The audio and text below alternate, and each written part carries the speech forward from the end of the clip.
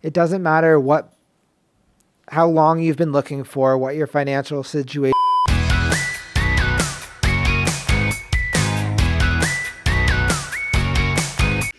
Hi everyone. Yeah, so it's been a while since we've posted a video. Ever since we went to California, there's been a lot of updates in our life, and we will post something soon talking about what happened the last 6 months for us. We have a new addition to the family as well. We will mention that. But one thing we said we were going to do all those months ago was that we were going to talk a lot more about the property that we bought. The apartment that we bought, how we bought it, and give the opportunity for you guys to ask questions. We will ask certain experts in the field, and that's what we are doing today. So today, actually, we have Paul Moyer. So Paul Moyer was the realtor that helped us get our apartment about, what was it, About a year ago. A year ago? About a year ago now. I think it actually just over that.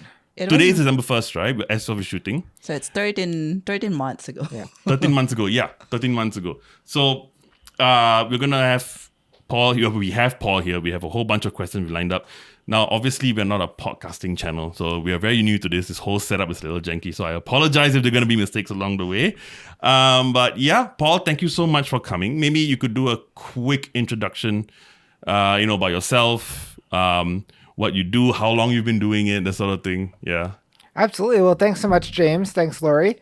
My name is Paul Moyer. I work here locally in Calgary under the handle Realtor in Calgary with the Chamberlain Group and Real Broker. I've been in the industry now for just over 4 years, going into that 5th year, kind of that COVID baby that led into the market. And you'll hear a bit more of my story as we go, but help these two lovely people find the apartment that they were looking for, and they're happy in it so far, and I'm just here to assist where I can.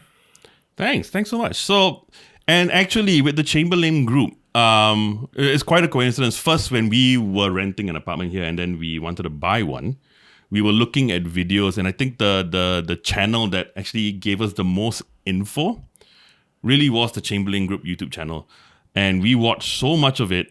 And then one of the videos that we happened to watch, we were sitting down, and it just so happens that you were interviewing one of their previous customers. And I'm like, wait, that's our landlord. Yeah, I think I remember that. Yeah, and then we're like, whoa. And then we found out that our landlord actually, had you guys as well. And they had, nothing but nice things to say. So that's sort of cemented. We're like, yeah, we want to go with you guys.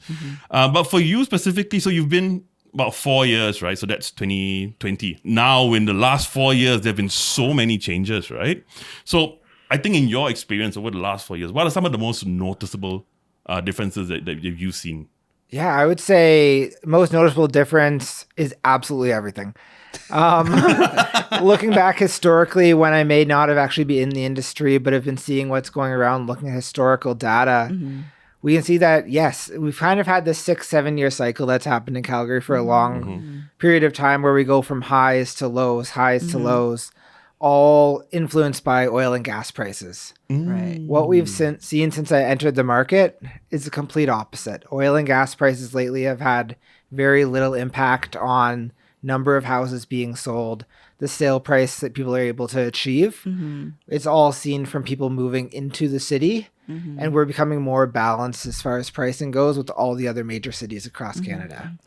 When you say balance, what does that mean, really? I mean, for our viewers. Yeah, so for your viewers, when I say balance, what I'm implying is you take a look at the average home price out in Vancouver. You look at the average home price in Toronto, in St. John's, in Montreal, in Quebec City. You take a look at what those prices are and compare them to average Calgary prices. For so long, we've been sitting less than 50% of what those homes have. So for what you could get for $1 million there, you're getting for sub 500 here. That started to make a bit of a shift now, where you've seen our prices driving up. So I know a lot of people talk about it's everyone moving in from Ontario and BC that's driving up our prices. Well, that may be true.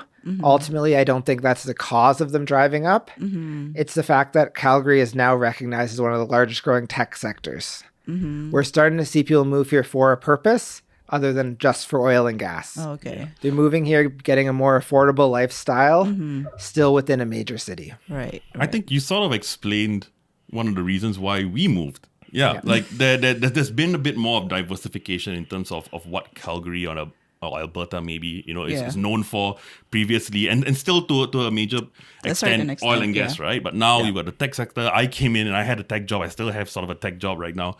But actually that was going to be one of the questions I asked. Like, so a lot of people talk about the main reason why the property market has been going up and up and up. First, you've got an influx of people coming in nationally, so within the country, East and West Coast and all that. And then obviously you've got people coming in from overseas. Do you think there are any other factors at play besides those, which obviously would be a major factor, but do you think there are any other factors at play here? Yeah, absolutely. I think there's one other main factor that doesn't get talked about often, and that's the lifestyle you have here in Calgary. You look at cities like Vancouver, Toronto. I'm originally from Ontario.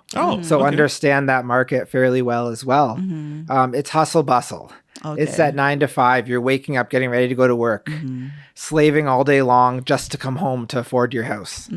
Whereas out here, it's a lot more relaxed. You take a look at our commercial downtown. As soon as Friday at 6 p.m. hits, people are back out to their homes. It's not that hustle bustle. Every dollar counts. Every minute counts. People are more willing to get out and go for a walk, enjoy their time out in the country, in the mountains, and just enjoy their family, their lifestyle, and what's around them. There's also been a lot of, I'm not going to say finger pointing, but there's a lot of reasons behind the property market going up as well. It's also got to do with demand, right? So in your opinion, over the last maybe 5 to 10 years, if you were to compare the number of new houses being built or apartments being built versus the number of newcomers we have, I mean, do you think there's been a balance there, or it's been? We've seen a lot more people coming into the city than what we've seen as far as new builds go. Latest stat I heard regarding this was back in the spring that for every new build being built, there's 10 people moving to the city. Oh wow! So that's not 10 families moving; that's 10 individuals. So whether that's a family of 6 like myself and 2 families of 2, whether that's 10 individuals. So there's definitely not enough homes being built to accommodate how many people are moving here. And I guess for the longest time, that was sort of a national thing, not just specific to Calgary or Alberta. But yeah, I mean, like for you right now, what do you think are some of the most popular types of houses on the market right now? Or what gets sold the quickest maybe? Yeah, definitely what's getting sold the quickest right now is the more affordable options. Whether that's your apartment condos like we're sitting in today, or whether that's your $500,000 semi-detached house that you happen to scoop up the minute it hit the market.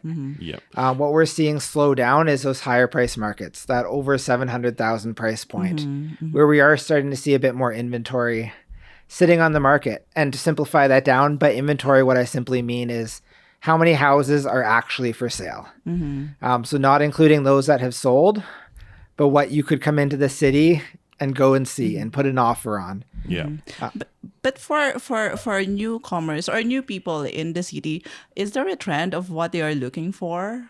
Like what type of housing? Like for example, do they want more detached house? For example, it's just that there's no inventory. So like a change of demand kind of thing? Yeah, what we're seeing, and we've quite often have seen in Calgary, is people want that freehold home. The size is all dependent on what they plan to do, what their future plans are. Will depend on what aspects of that home they want. But a lot of people are being driven away from the condo market so that they can fully own it and have full control over their house. And actually, that's a really good point, actually. So like we talk about the different types of ownership. You've got freehold, you've got leasehold. Maybe a very quick explanation of the differences between those. Absolutely. So we'll just simplify it between 2 types. Freehold and a lease. A lease is going to have a property that you don't fully own the entire property itself. So whether that's a condo apartment where you own from the walls in, whether that's a townhouse that's part of a condo board, same thing, you own from the walls in. You may have a backyard. That backyard's going to be common property, so to say. Oh, really? Owned by the condo board. However, it will be written in as for your exclusive enjoyment. Which means you may not actually own the backyard, but you're the only one that's allowed to use the backyard. Okay. Historically, in Calgary, we've seen a lot of leasehold townhomes. Mm-hmm. What we've been seeing kind of the last 3-4 years is developers are starting to do more freehold townhomes. Oh, okay. So they've recognized that need of people who are wanting that freehold house, Yeah. but aren't able to afford a detached home Yeah. per Yeah. se. Yeah. So now they're able to have another product in the market Yeah. that they can approach and get what they're looking for at that slightly lower price point. That is true. And it's a very new information for us because Yeah. when we think about freehold and lease, what we're thinking about is in terms of timeline. That Yes. freehold you own it for eternity, while for lease it's like you only own it for 100 years, for example. So this learning about this new concept is very new Yeah. to us. Yeah. Yeah. In terms of percentages, do you think there is a change in terms of like townhouses versus freehold or apartments? Do you think that's going to be, is there a change, or do you think there is going to be a change? Where we really saw the change was at the beginning of COVID, where a lot of people who were working in offices were now looking for a slightly larger home that they can have a home office and work out of office. Yes, that sounds nice actually. That they can work remotely Yeah. and don't have to go into the actual office itself. Yep. Yeah. So we're seeing people who may be fully comfortable in 800-900 square foot apartments who are saying, do you know what? Maybe 1,000 square feet in a townhouse, because then I can work from there. Yeah. They're more willing to go further out of where they are at work. So whether they work right in the downtown core, where they may have wanted to be a couple blocks away, Yeah. they're now looking further outside of that, knowing they may only have to go in every other Thursday for a 2-hour meeting. Yeah. Yeah. You know what? I love you're almost reading my mind, all the segues into the questions that I have. I think we've been seeing this on a global scale as well. Like we have relatives in Australia, and we're seeing all this sort of expansion where people are less willing to, or rather more willing to move further out. away from the Yeah. downtown because of things like hybrid work conditions, remote work conditions, right? So, we do have a lot of pretty established towns around Calgary, right? And you look at like Chestermere, that's on the east, I believe. Yes. Yeah. Then you have Okotoks, Airdrie. And the funny thing is, like over the last few years, my personal opinion, I've seen the value of moving there a bit less now because a lot of the prices over there is very close to Calgary. They've, in the last couple of years, I would say the prices have become a lot closer to Calgary. Yeah. Whereas before you may be able to save almost 10% from moving to Yep. Airdrie over Calgary. Gone are the days of that as people were more willing to move outside of the city. What we were able to see is if you live in Toronto, if you live in Vancouver, you know what traffic's like. Yes. You can live right downtown, Yeah. and if you try to drive somewhere, it's taking you an hour. Yep. Doesn't matter where you're going, what time of you're going there. Mm-hmm. Whereas even now in Calgary, that you talk to a lot of locals and they'll say our traffic has picked up huge. Yeah. Yes, that's true. Our traffic we have way more traffic than we used to here. It's still nowhere near those other major cities. That is true. I live on the very southern edge of the city. Mm-hmm. And for me to get to any of our surrounding cities, whether that's Cochrane, Airdrie, Okotoks, Chestermere, or anywhere within the city, at any point in the day, I can be there within an hour. Yeah. You look at a map of Calgary, you're from Toronto, and you say, Paul, you can't do that. That's 60 kilometers. There's no way you can get that far in an hour.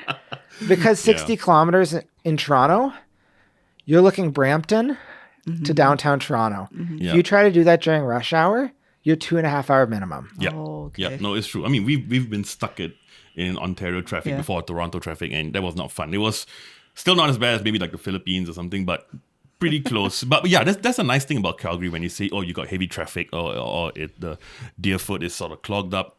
You're still okay. You still get there within a good time. You're not there like for 3-4 hours. That's really nice. Unlike a lot of major cities, we have a lot of different arteries. Whether it's either side of our ring road going north, south, east, west, Okay. whether it's going straight up to Deerfoot, taking Glenmore, you have options to get where you're trying to go, and you're not forced to sit in that traffic. Yeah. That's right. And when we say options, we mean roads, not options in terms of transportation like bus and Well, I mean, there is. So it's mostly driving. Yeah, I mean, you've got public transport. I think that's a different topic altogether. Absolutely. I think that's another episode all in itself. Okay, but let's focus a bit on the property market. Now, one really nice thing that I love about the Chamberlain Group is that you guys have monthly updates, like in the PDF version that anyone can download, and it gives you really good neutral stats. Yes. There's a lot of stuff that I've seen online, and you can see that the stats that they've generated is either targeted towards buyers, targeted towards sellers, to sort of paint a specific picture. But when I read your PDFs, it's just stats. It's there. Make of it what you want. And if you're looking for property in Calgary, obviously I would recommend going to Chamberlain Group. But also reading that PDF is really useful. And at the same time, for me, not a lot of it is easy information for me. I'll be honest. It's a lot of stuff. And so the question I have is, like, from that particular PDF, right, what would you think are some of the most important points to pick out from each monthly update? Absolutely. I would say, first of all, thank you for saying that about our monthly updates. We really strive to be information forward. We want you guys to be informed. We want you to know, I'm going to get this information. There's going to be no BS behind it. I'm not going to be tried to be swayed one way or another. Along with those stats, we include a lot of historic data. One of the overwhelming parts of it is that historic data. We'll throw in spreadsheets in there. We'll throw in bar graphs so you can actually see the numbers. You can see the trends of where things are going. We don't only give the information, we back up that information so you can see it is the truth. The key things you're going to want to look for that in there is, the first thing is what has happened year over year. From there, we break it down from being very broad. Year over year, we're up 8.1% in price versus last year. Yep, exactly. But let's break that down more. If you're looking for a townhouse, do you care if the average is 8.1% year over year? No, you don't. You want to know, what are townhouses doing? What is the product you're looking for? How is that changing? And that's where we break it down further. If you scroll down in the PDF, you'll see townhouses. Here's how townhouses specifically are doing. Or you're considering a town outside of Calgary. Well, here's how those ones are growing or shrinking. Prices are going up. Where inventory levels are sitting. Another stat we give that people hear, we're in a buyer's market. We're in a seller's market. You've all heard that term. You've all thought, I have no idea what that is, but great. If I'm a seller, I want to be in a seller's market. If I'm a buyer, I want to be in a buyer's market. Not always the case, actually. The reason I say that is, once you own a property, it doesn't necessarily matter what market we're in. If you're moving within a similar price range or making a small rise in price, downsizing a little, you're either going to be selling high, buying high, selling low, buying low, or right in the middle. What you're buying and you're selling is going to be doing the same thing. Okay, so in that sense, if we talk about whether it's a buyer or seller's market, then would it be right to say that it only matters to either a first-time buyer or a first-time buyer coming in from outside of Calgary? Yeah, I would say biggest impacts it has is a first-time buyer, as well as a buyer or a seller that's making a major lifestyle change. So whether that's going from a condo townhouse to you're now moving to Upper Mount Royal and you're looking to spend minimum $12 million on a property. It's going to impact you just as much as it impacts the first buyer in that case. But if you're selling a $600,000 house, moving into a $700,000 house, that price difference you're going to be paying, you're going to be making more on your property and paying more on the next property, or paying less and getting less. That's a good point. I think the whole topic of, is it a buyer's market and seller's market? Now it sounds like there's a bit too much emphasis on it, which is a good point. I guess unless you're a first-time buyer. And I think also because of the assumption usually that people try to time the market. So they want to buy when it's a buyer's market and sell when it's seller's market. But can you really if you have the ability to hold multiple properties, you do have the ability to, I don't even say time the market, but guess the market. None of us have a crystal ball. We can see what it's doing. We can see economic factors, things that are happening around the world that may impact what our market does.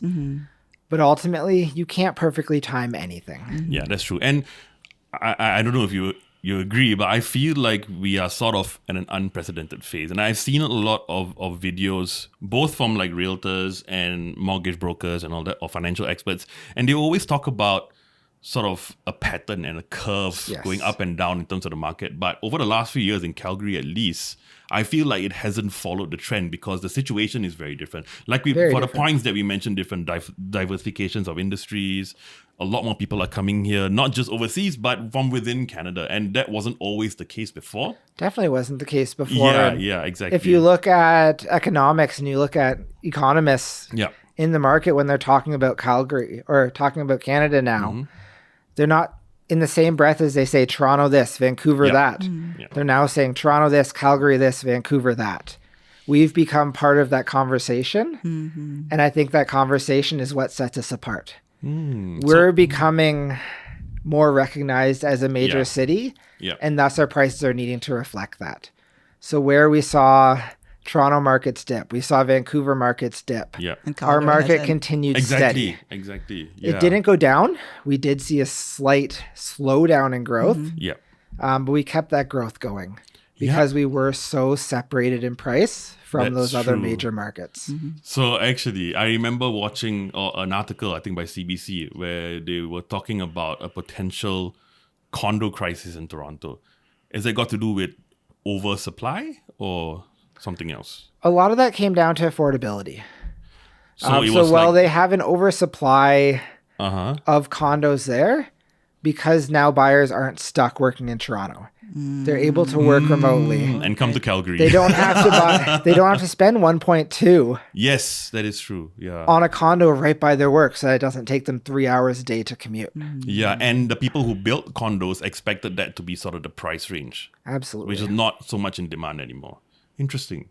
Yeah. So, which I guess a little scary, maybe.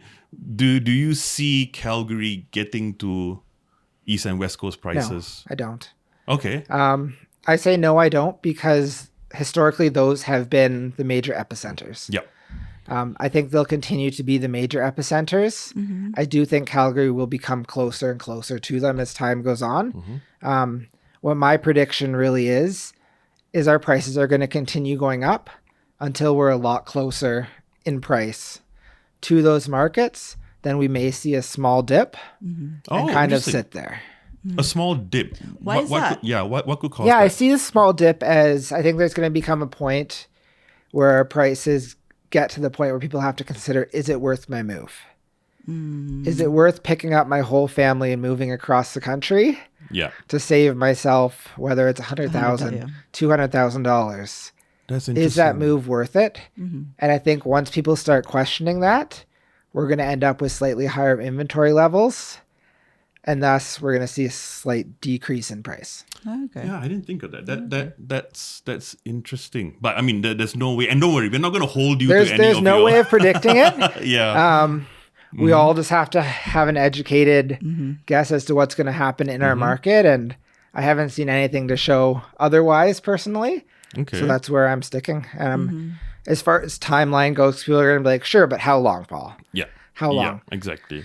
I don't think this is going to be an overnight thing. I don't think it's going to be next month. I kind of see this happening over the next 5 years.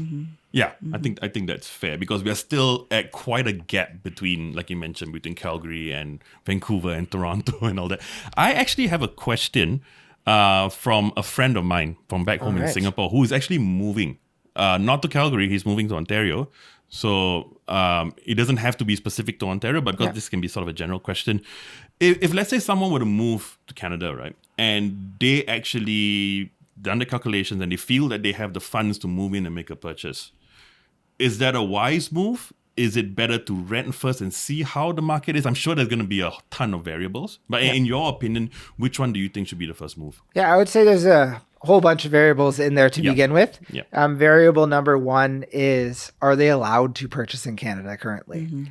Canada does have some pretty strict regulations around people purchasing property here. Do they have a PR card or a permanent residence card?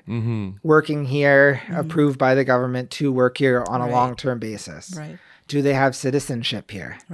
If those two things aren't in place, buying is going to be a lot harder than if those are in place. And Ontario has stricter rules, right, than Alberta, for example. 'Cause- The out of country non-citizen rules are the same countrywide. Oh, okay.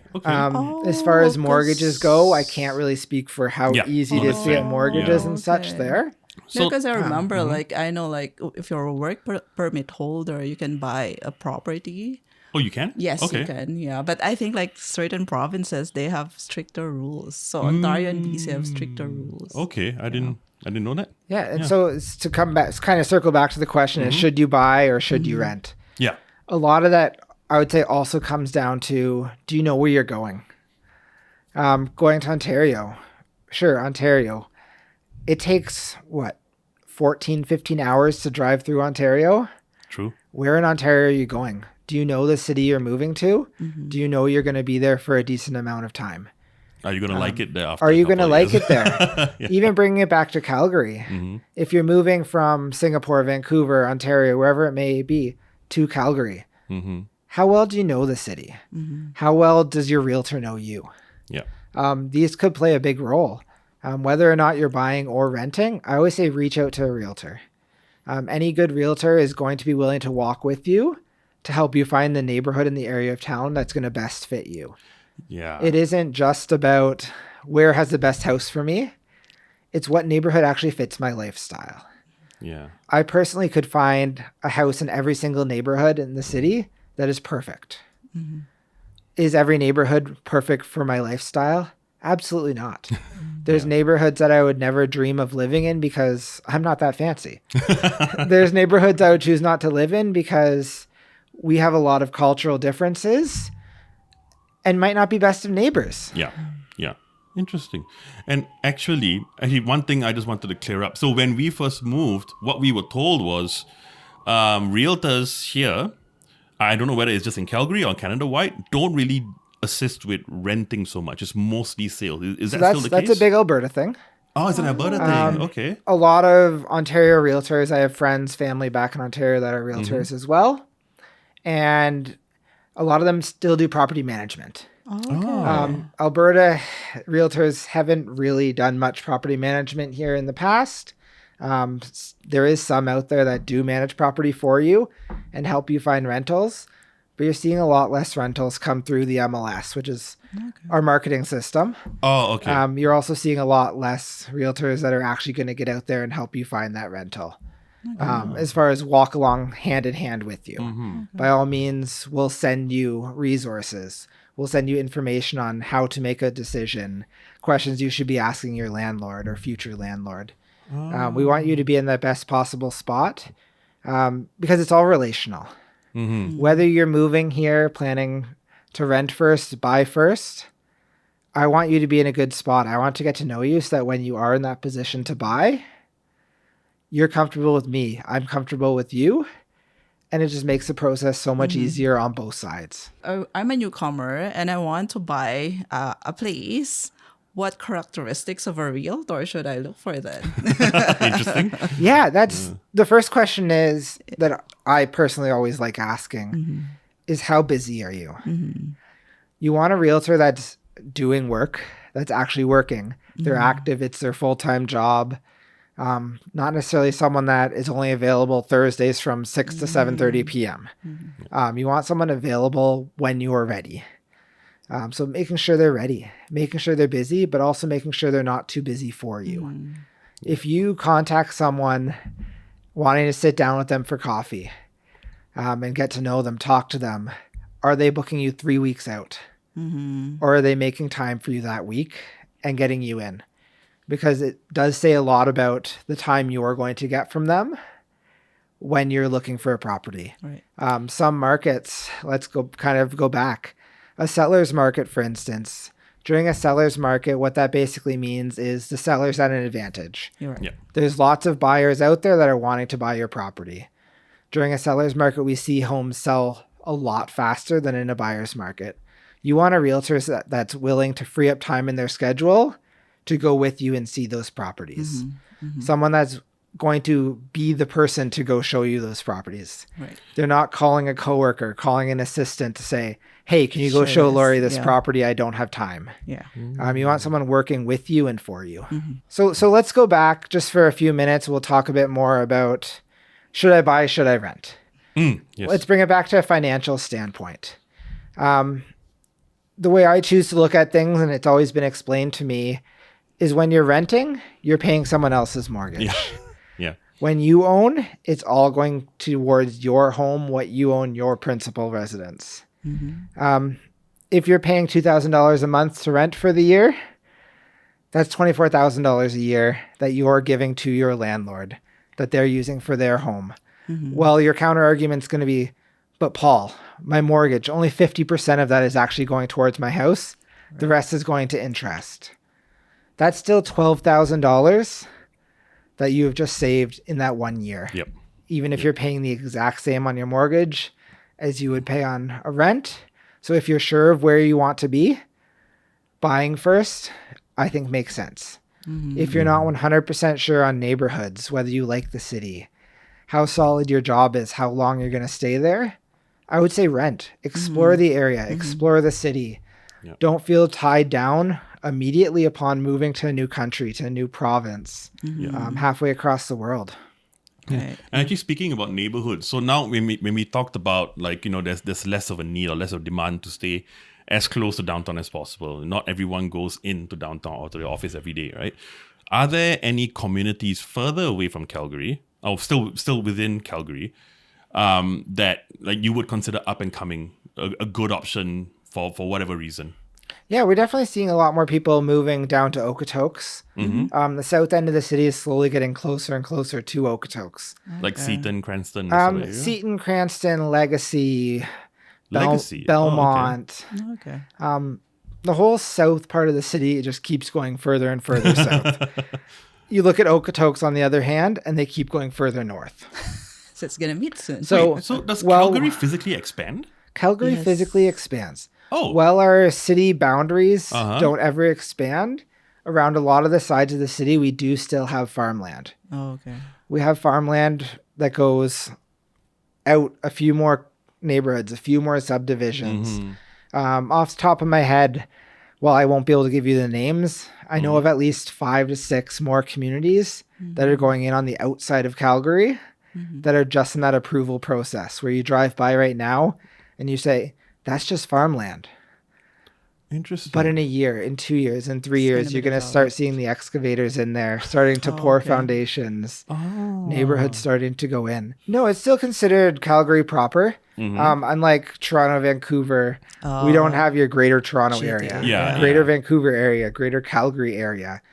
We're still expanding. We haven't hit the point where we've ran out of land where we're going up. We're still going suburbs. We're still going further out. And one unique thing about when we go further out that you don't necessarily see in a lot of other major cities is we bring the amenities with it. Oh, okay. So taking a look at Seaton, for example. So those of you who don't know our city at all, Seaton's down in the far southeast of the city. Down there, we have grocery stores, we have movie theaters, we have restaurants. Along in McQuaid's Music just went in. Oh. We have a lot of different amenities, so you don't necessarily even have to leave your neighborhood. So whether you go home on the week, you're home all weekend, you can access everything you need to and don't have to drive 20 minutes to go find it. So that's planned before the community is built? So that's all planned prior to the community being built. As far as what commercial establishments are going in there, that's not decided until further along in the process. But if you look at any community plan, you'll see potential future school locations. You'll see future parks and green space right on there. You'll see any potential commercial on there as well because they want it to all be able to service that area. We don't want to see in our city all of a sudden we add 5 neighborhoods. And then no school. There's no schools. There's no restaurants. There's no shops. Because that just means all those people are going to be occupying those other establishments that weren't developed, weren't built for that many people. Yeah. And I think traditionally Calgary has been known to be a sort of a car city. Absolutely. And I would I think that say will probably change. Do you think maybe in a few years? I don't know. I don't really see it changing too much. until our public transit gets itself together. Yeah. Things get more in line. I know you've probably all heard about our Green Line being canceled. Is it? I don't even know anymore. But it's back on. It's back on, but Is it's it? different. Yeah. It's a bit of a mess, honestly. None of us truly know what's happening, what's going to happen. We all thought one thing was going to happen last minute. It's not happening anymore. Yeah, exactly. Whatever that may turn into, the city and the province have both realized the need. Yeah. We definitely still have that need for better public transport. And I think until that infrastructure is in place, whether it's light rail transit, whether it's express buses, whatever it may be, I still think there's going to be a heavy need for vehicles, for cars, just because a lot of people do want to get around. Yeah. They don't want to just be stuck in their neighborhood. Okay.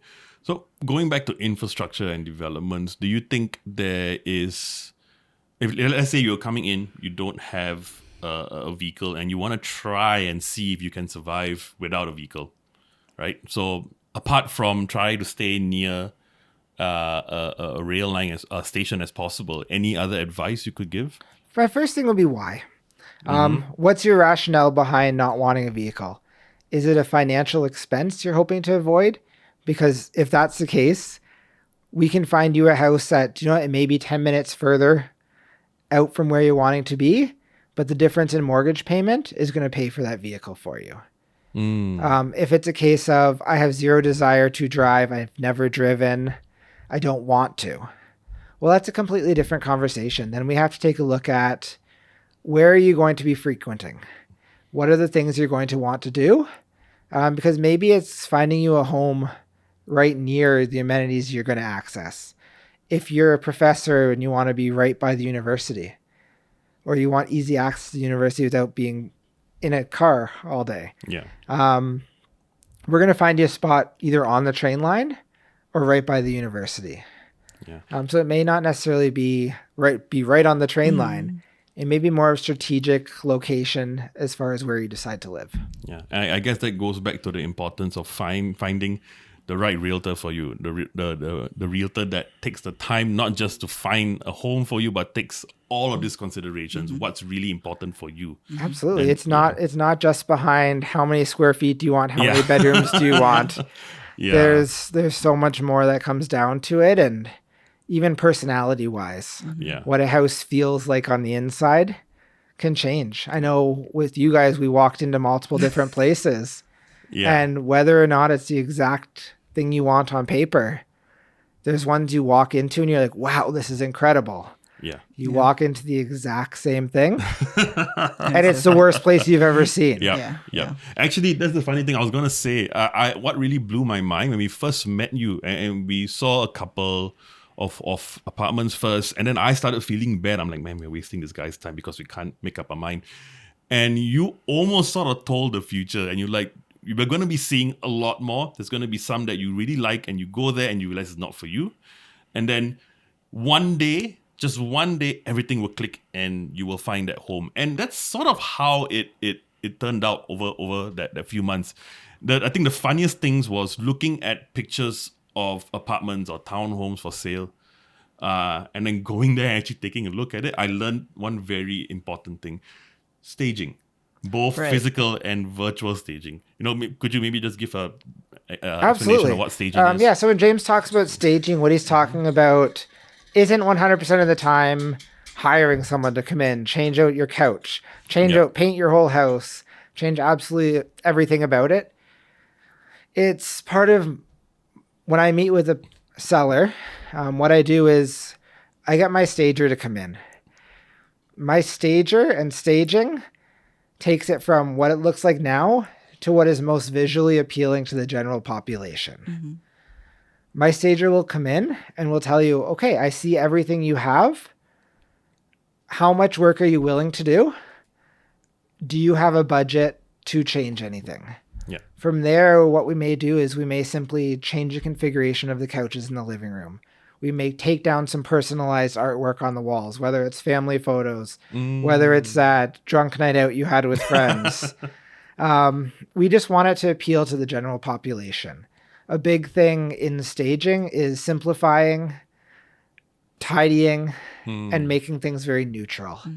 A bright yellow wall in a living room, well, it sounds silly. It may only cost you $50 in paint. It may get you $10,000 more by changing it to a more neutral color. And it helps sellers to visualize how it could look like. How could it? Or buyers, Yeah, buyers. Sorry, yeah. Oh. And the thing I thought was funny, like there was one we saw in Killiney. What was the name of the one that we went to? Was it Several. the one where we got outbid. Oh yeah, Killarney. Killarney, sorry, not Killiney. Killarney. We went there, and I think that was one of the best staging I've ever seen. It was so beautiful. And I think it really helped because we bid quite a fair bit above the asking price, and we still didn't get it. Lost, yeah. Yeah. Absolutely. When you can see the dream, when you can see what it can be, it's a lot easier to open up your wallet.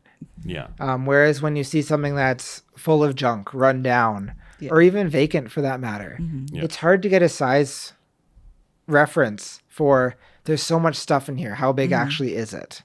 Or it's wide open. I have no idea whether my couch would fit or whether it wouldn't. Yeah. Because you have nothing to compare it to when you're in there at that moment. It's also about emotion. When you walk into home, you want to be able to see yourself taking your shoes off and being home. You don't want to walk through a door and say, oh man, if I moved in here today, I would have a week's worth of work. Because those create two completely different emotional states. So I always say when talking to sellers, you need to sell your home multiple times. You need to sell your home when someone sees it online. You have to sell your home when someone drives by to see where it is. And you have to sell your home the moment they walk in that door. You guys looked at a ton of different places online. You would say you saw a ton of places in person. I would say you saw an average amount of places in person. Oh, really? Okay. But you know how different photos can be. Yeah. You know how photo editing works. You can make any room as big as you want with a different lens. You can make it as bright as you want with any editing software. What the key is to me is you want your home online to look the exact same as when someone walks in the door so that they don't have unmet expectations. Okay. And as a realtor, so if I were a seller and I say, hey, my house needs a bit of staging, is it something that you can take care of, or do you bring someone in? Yeah, so a bit of combination of both. Okay. Every realtor is a little bit different. I personally cover the expense of bringing in my stager to do a consult. Okay. Outside of that, it's a lot of conversation of what are we willing to do? How much do we want to do? And take it from there. Also depends on the relationship with that client. There's times that, you know what, maybe someone's moving from one place to another and I'm involved in both the sale and the purchase. Oh. I'm going to open up my wallet maybe a little more than I typically would because I want to keep that process going. It's easy to take a little bit of a financial hit on one side if you know it's continuing business down the road. Yeah, that's true. And I don't know if this is a bit of a dumb question, but if let's say I was a buyer and I came to this house that was staged so perfectly to the point that I'll be like, I want this furniture as well. Is that an option? Occasionally that is. I'm always along the mindset of everything is for sale. At any time, anything in the world is for sale. It just comes down to numbers. It comes down to, is it their own personal items that they're staging the home with? Have they brought in a company like Restage, for example? Restage is a local company here in Calgary that will bring in furniture. They'll bring in paintings. They'll bring in artwork, cutlery, dishes. They'll bring everything into the home. Even cutlery and dishes too. As far every single detail they'll bring in, even as far as live plants go. Really? They also sell. All of their stuff is always for sale.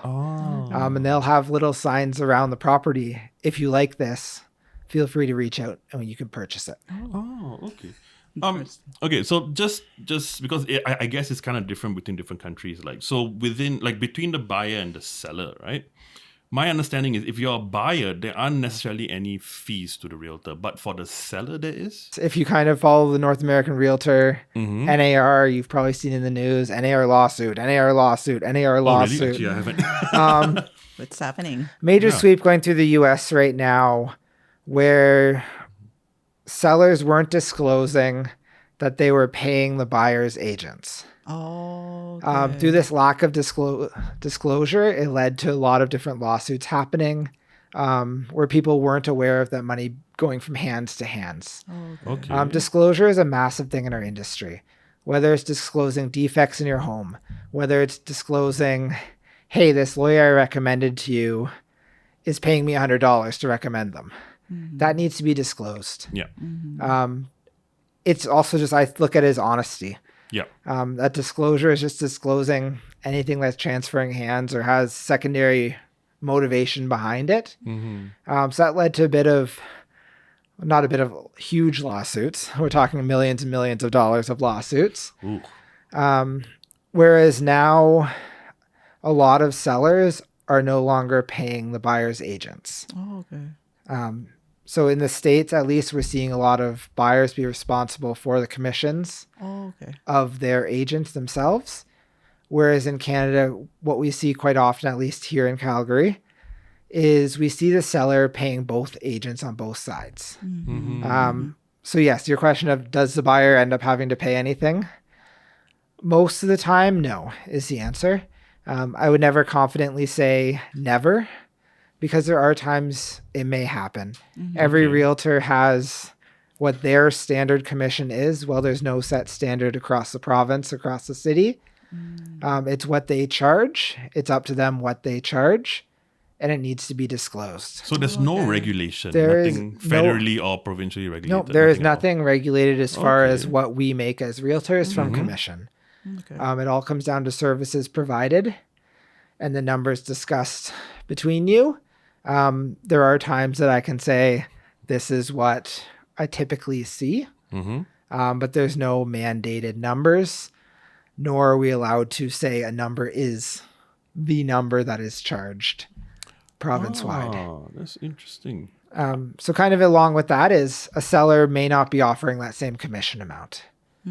So that's a case where you may see, let's say, a $500 discrepancy. It comes down to that realtor on what they're going to do. Are they going to keep their commission that the buyer's responsible for ultimately? And in a representation agreement, it will say it is the buyer's responsibility. And then the next line underneath that says you give permission for your agent to ask your commission from the seller. Oh, okay. So the majority of the time we do see it covered by the seller. However, there are the odd instances where something can come up. And I always say that's a conversation point. How do you suggest I would approach this? Should I ask the realtor upfront of who will be paying for That's the a good question. commission? On or both not? sides, the buyer and the seller. Yeah. Yeah, I would say talk to multiple realtors. Just flat out approach them and say, what is your commission? What do you charge for commission? If they're like me, they're not going to give you a number right away. They're going to say, do you know what? Let's go have coffee. Let me explain the whole process to you and we'll get to my number. We'll get to what that might be.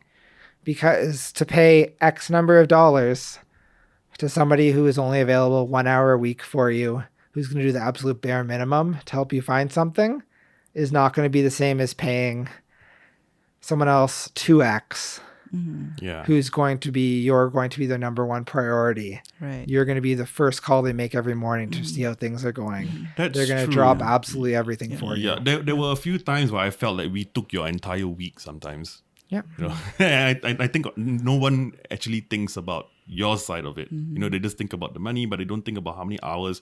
I remember like there were times that I'll be messaging you at night, thinking that, you know, I'm just gonna do that so that, you know, I don't forget to message you. But then like late at night you're replying me. I'm like, what? Why are you replying me at this time? I guess it's flexible. No, not flexible, but it's just crazy Yeah, hours. it's how I look at my job, so to say. It's more of a lifestyle than it is a job to me. It's, well, yeah, I may respond to you at 2:33 in the morning on something. It doesn't mean that I'm not taking that time the next day to myself. I find a lot of realtors will get burnt out over time. Yeah. To me, it was heavily ingrained in me when I first started, is make sure you still prioritize you. It's kind of that like take care of your house before you can take care of others. If I don't take that me time, yeah, I could work every single day from 6 a.m. to 3 a.m. But I need to make sure that when I can, I step back because it allows me to best serve you guys, best serve them in those times where they need me. If I was to approach you and say, James, I know that you work 9 to 4 every single day. Well, so do I. So if you want to buy a house, you're going to have to take time off. Yeah. And I think That doesn't work. That doesn't work for you. Yeah. And I think that leads me to my next question also. So as a realtor, what would the buyer or the seller expect? What kind of services do they expect from you? Is it just showing viewings, or are there other value add, for example, that a realtor would provide to the buyer or the seller? A couple really big adds to that, and really what our job is. We're not just there to open the door for you. If you want someone to open the door for you, hire a doorman. That's what they do. That's what their job is. Our job is to actually get information to you up front. Get that information from you. Get to know you so that we don't waste each other's time. I could show you 100 houses for sale. But if you have no interest in any of those 100 houses, or we both know up front that those aren't going to work, there's no point. So it's providing that customer service before anything even happens. It's giving them those additional references of, here's 3 of my go-to lenders. I always suggest reach out to at least 2 lenders, whether it's banks, mortgage brokers, because you want multiple opinions. Right. Yeah. You don't just want to get stuck with one product that sounds great, but then you learn that's the only product they actually have to offer and they can't give me anything else. Yeah. So you want a realtor that can actually give you those references of, these are the people that I recommend. These are the ones I work with often.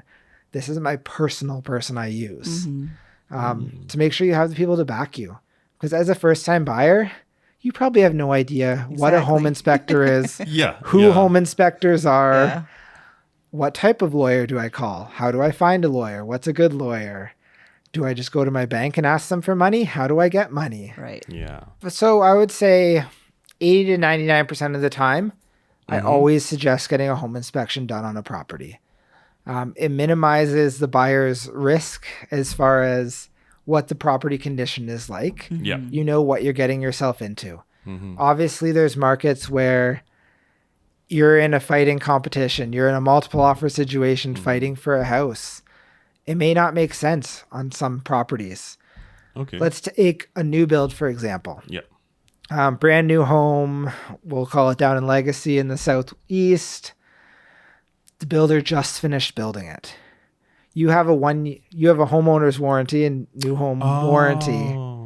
Okay. Whereas you may still have issues with your house, but you're going to have time to get those fixed.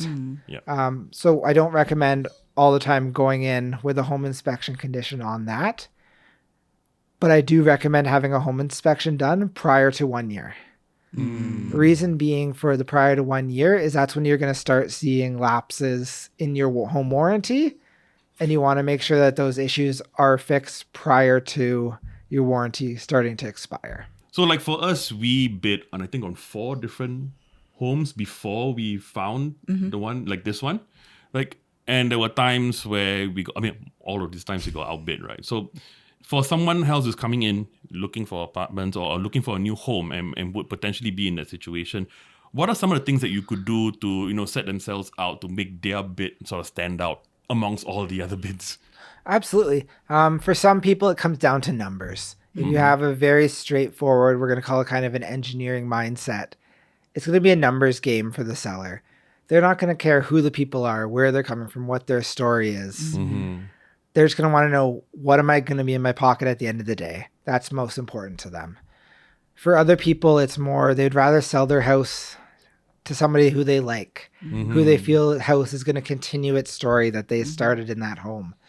It comes down to what type of person is making that decision as the seller. Every single realtor has a different strategy how to approach this. Every single realtor will do things slightly different. And that's what's going to ultimately let them decide in the end. We've seen offers get through that are lower than the highest offer and be the one accepted. We've seen higher offers go through that fall apart because the buyer was never actually serious. We see lots of things happen. And you say, we lost out on 3 houses because of price. Yeah. and I'm going to turn that down to you or turn that back to you. Did you lose out on price because you couldn't pay more? Or did you lose out on price because you approached it well educated, you knew what the house was worth, and you knew what it was worth to you? One other question. I think this might be a good opportunity for you as well. Absolutely. You know, you've seen all kinds of buyers and sellers. What are some of the more common misconceptions that you encounter as a realtor here? Yeah, I think one of the most common misconceptions, and it was definitely a misconception of mine before I bought my first home. Okay. The misconception is the realtor is just a salesperson. Mm-hmm. It's like walking into, I'm not going to say it, walking into somewhere where you might buy something, a fairly other large purchase, and the person there, their goal is just to get you to buy that product. That's how I felt realtors were. I felt that was their goal. Their ultimate thing was their bottom line. It wasn't what was best for you, but getting money into their pocket. Not gonna lie, that was kind of where I was. Yeah, and there's, by all means, there's likely realtors out there that is the case. I like to think, and at least the people I work with, it's a complete opposite. Yeah. That actually having a payday at the end of it all is a bonus on top of it. A lot of us are actually here to help. We want to see you get where you are. A lot of us have had the same journey as you. We've walked through those same steps, had to be a first-time home buyer, was terrified entering the market, walked out of the other side and someone said, well, didn't you know that before you bought? And it's a cliche saying, but you don't know what you don't know. Right. Yeah. Yeah. So having someone who's not just there to sell you something, but to help you find what you want to purchase. So think of it more as a personal shopper rather than a salesperson. That's interesting. Yeah, I never thought of it that way. All right, so just one last question for you Absolutely. before we finally let you go. Absolutely. If there was someone new to Calgary from wherever, it doesn't really matter, right? What's the best advice or maybe even top 3 advice that you could give to that newcomer or new buyer? Yeah, are we looking at it from a buying perspective or simply from a moving to the city perspective? Ooh, that's a good question. What do you think? Probably a buying perspective. From at buying this point, perspective, yeah. are they new to Calgary? I think it doesn't matter whether Doesn't matter? they're new or not, as long as you're a first-time buyer. Okay. Yeah. Okay, so yeah, as a first-time buyer, I would say, let's go top 3 most important things I would say is 1, bring on a realtor very early in the process. I say bring on a realtor and don't say hire a realtor because the first time you meet a realtor, you shouldn't be signing paperwork with them. Yeah. You need to get to know who they are. They need to get to know who you are to make sure that you'll actually work well together. The last thing you want as a client, as a first-time buyer, is to feel like you're calling up this person when you don't actually want to see them. Yeah. You wish you had done something different. So bring someone on early in the process and get to know that person. Whether it takes you a week, 3 weeks, 3 months, a year, 3 years before you end up buying that house, it should be on your timeline, not on theirs, and you shouldn't feel any pressure to purchase with that person. The second thing I would say is when you're starting in the buying process is know what you can afford. And by know what you can afford, I don't mean look at that pre-approval from the bank, from your mortgage broker that says, here's what you can afford. Actually look at your monthly budget and figure out if it works. The last thing you want to do, especially as a first-time home buyer, is buy your first home and be living paycheck to paycheck, being house poor, not be able to maintain the lifestyle you were maintaining prior. You want to be able to maintain that lifestyle and make sure it fits within your budget. Yeah, and I would say the third biggest thing would be walk into the situation with a pre-approval in place. You want to actually know what you're able to purchase, what you're able to borrow when that may come down to it in the end. You may be able to afford something in your budget that's higher, but a lender may not be willing to give you that much money. Yeah. So know where you can buy and stay within it. Kind of like the lottery saying goes, know your limit, play within it. Yeah. Know your limit, look within it. Okay. Yeah, and I'm glad you mentioned the other side of it, which is like getting the loan and all the things that are, with that. And actually in another video, we are going to interview our mortgage broker that we got to help us with that. And that's a whole different can of worms. Honestly, there was a lot. But Paul, thank you so much. We really appreciate it. I mean, not just with coming down and speaking to us, but also all the help that you gave us to get the home that we love so much right now. We really appreciate it. Yeah. Absolutely. It's my joy to be here. And I know you guys, you watch the channel regularly, or what was regularly till they didn't post for over a month. Yeah, 6 months. They're back now. Yeah. If you have any questions, just drop them down in the comments below. My number will be down there as well. My email address will be down there. If they can get 5 to 10 questions that you guys have for me, specifically in those comments, I'll stop by again. We'll do another video, hop back on it, and we'll just make sure you guys get those answers you need. Oh, brilliant. Thank you. I think that would be really nice. And yes, all the contact information will be in the video description. All right, Paul, thanks again. Everyone, take care. We'll see you soon. Thanks so much. Bye. Oh my God, no.